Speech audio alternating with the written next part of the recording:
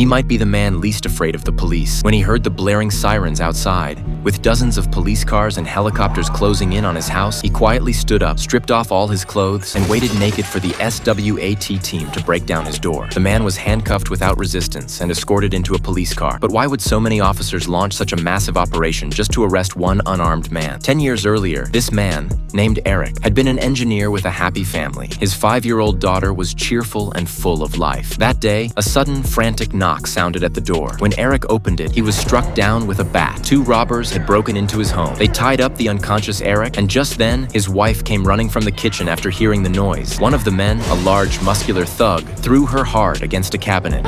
You can't fight fate.